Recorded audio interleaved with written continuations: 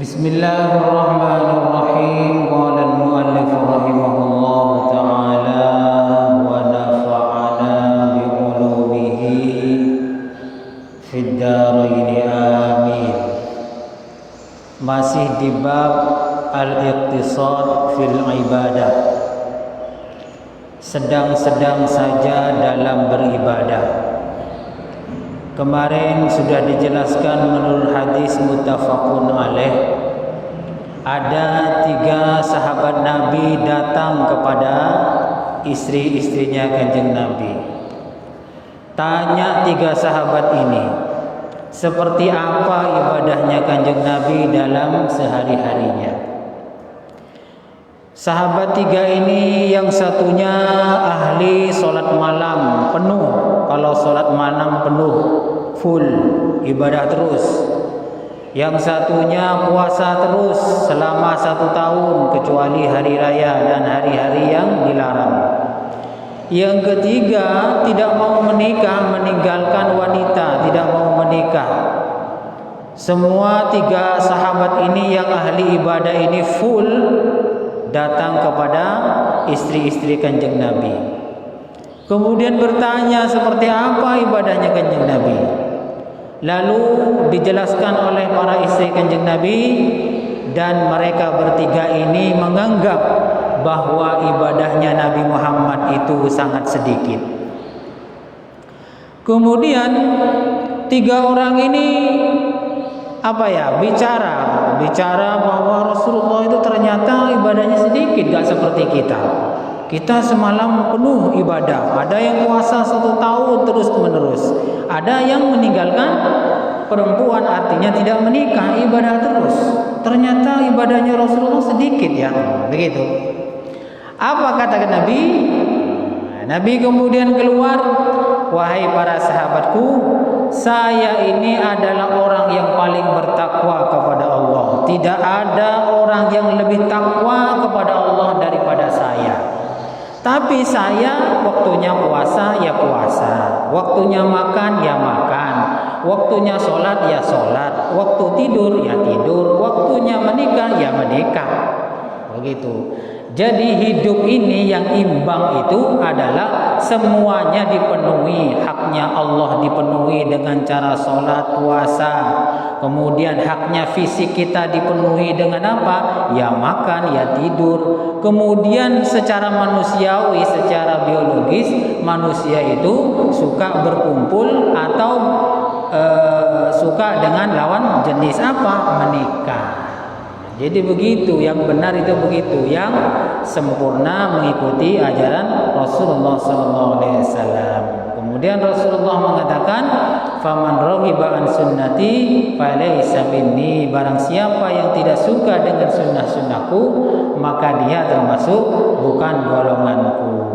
Jadi begitu, tidak usah kemudian full ibadah terus, tidak usah. Biasa-biasa aja, sesuai dengan kemampuan kita. Ya waktunya nikah, ya nikah. Kumpul sama istri, ya juga kumpul sama istri. Wong kumpul sama istri juga itu ibadah, ya ibadah juga. Jadi Islam itu ibadahnya banyak, bukan sholat saja, bukan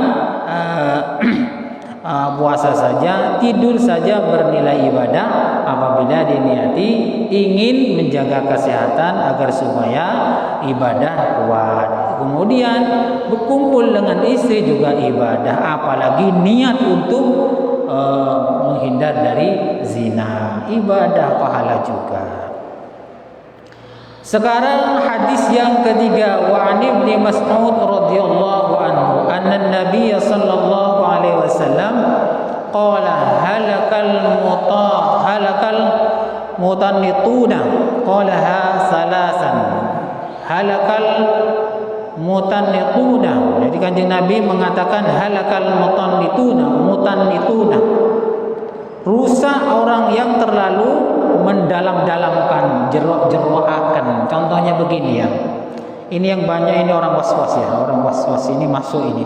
Gini, rusak orang yang terlalu mendalam-dalamkan, lem-dalam. Contoh orang ini, semua yang datang ke masjid, semua yang datang ke masjid dari manapun saja, masjid manapun saja, pasti kakinya itu ada yang najis, ada yang tidak.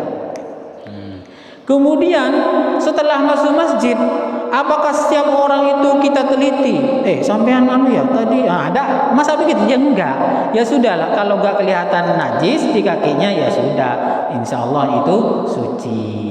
Atau begini, ada ayam naik ke masjid. Ada ayam naik ke masjid. Kakinya ayam kan sering nginjak kotorannya. Datang ke masjid. Kemudian kita mikir begini, ini ayam tadi ada di kandangnya, nginjak teleknya, kotorannya, naik ke masjid. Ini pasti najis ini, pasti najis.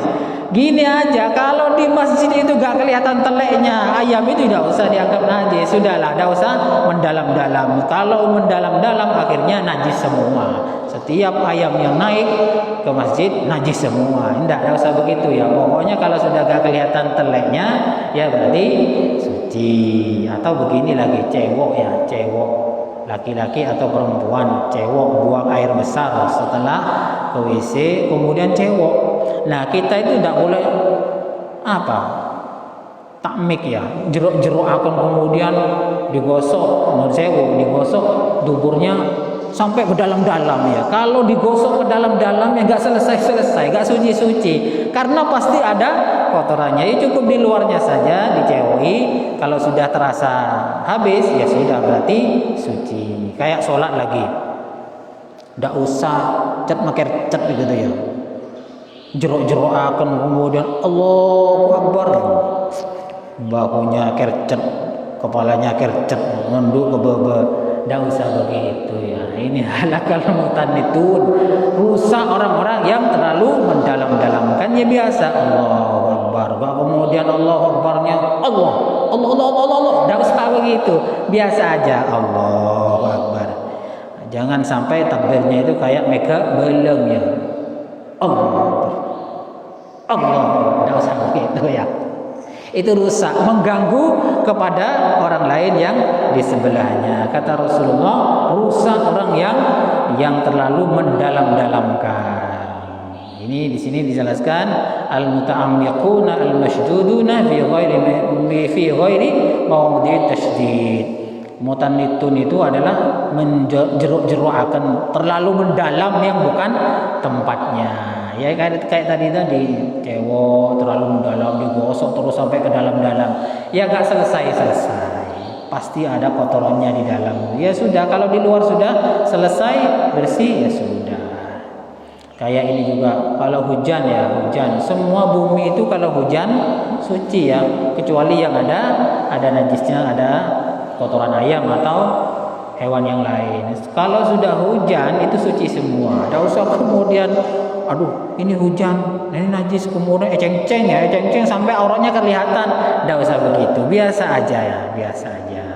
Pokoknya kalau belum ada kotoran terlihat ya berarti suci gitu aja. Tidak usah kemudian diteliti secara mendalam. Ini tadi ada teleknya ini, kemudian menghindar tidak usah begitu, biasa aja. Jadi kita ini tidak ribet. Islam itu tidak ribet, tidak ruwet.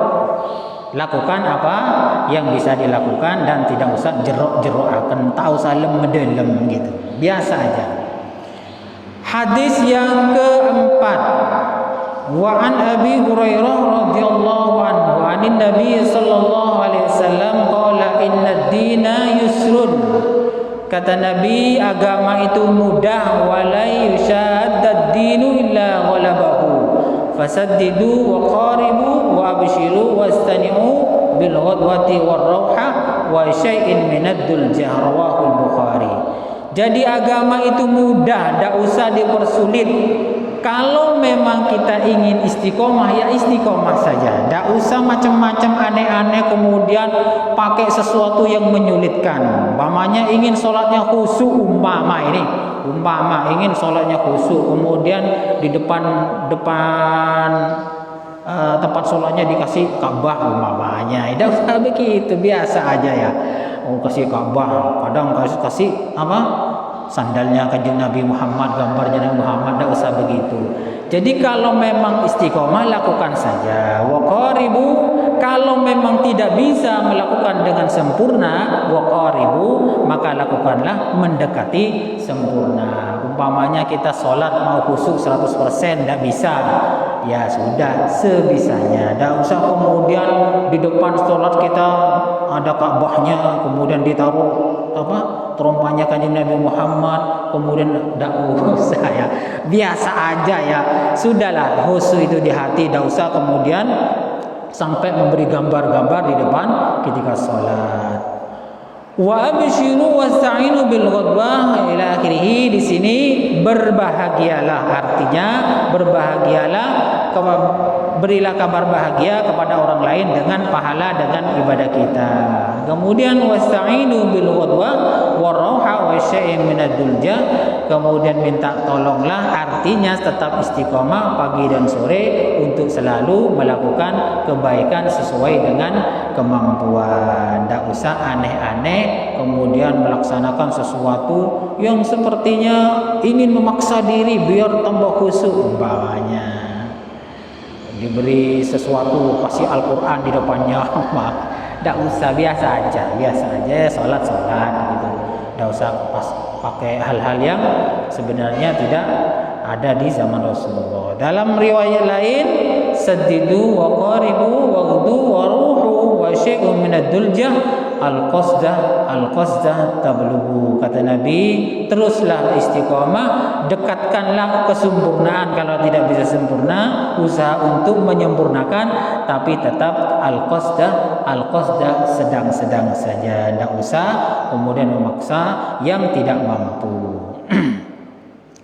Ya seperti kemarin itu, kita ini ibadahnya kan macam-macam. Kalau ibadahnya tahajudnya mampu 8, monggo 8. Yang mampu 2 rakaat, monggo 2 rakaat. Tidak usah maksa.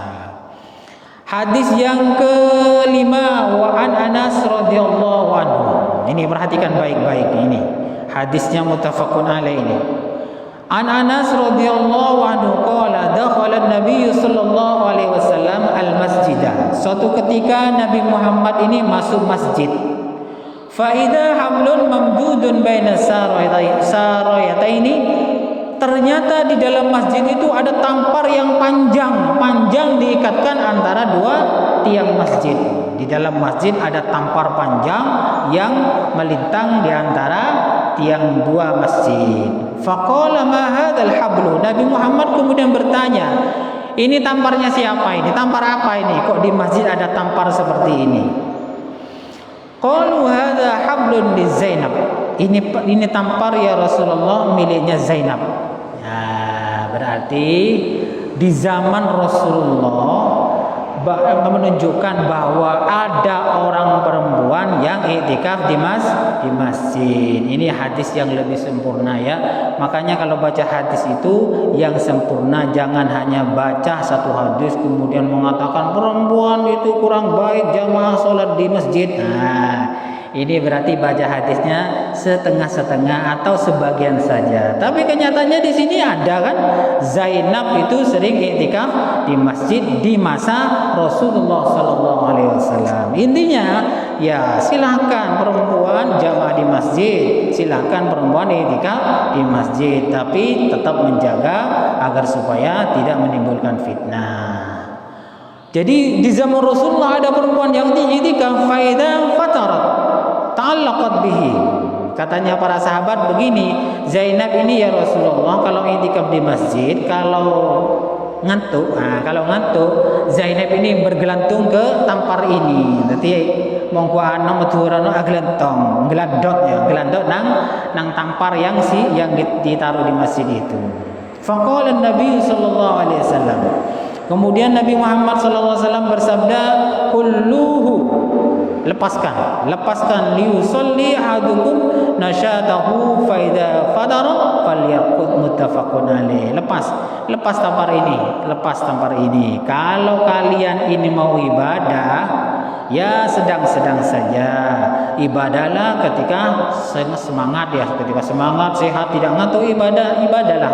Tapi kalau sudah ngantuk, falyarqud, tidur saja.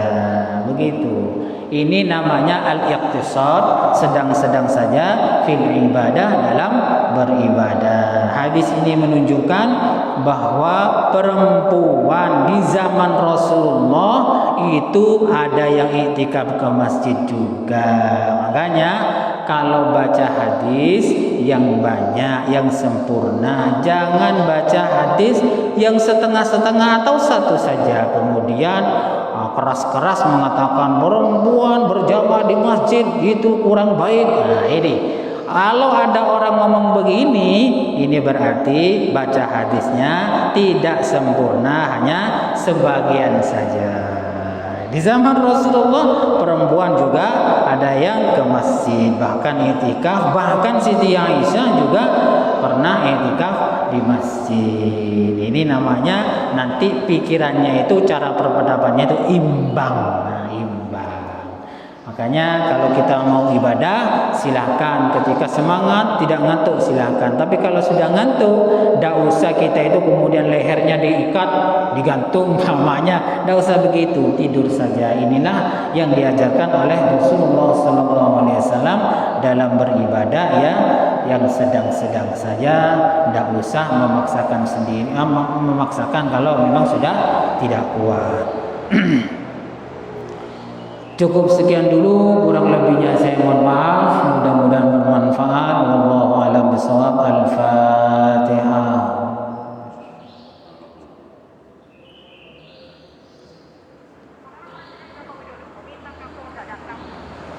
Assalamualaikum.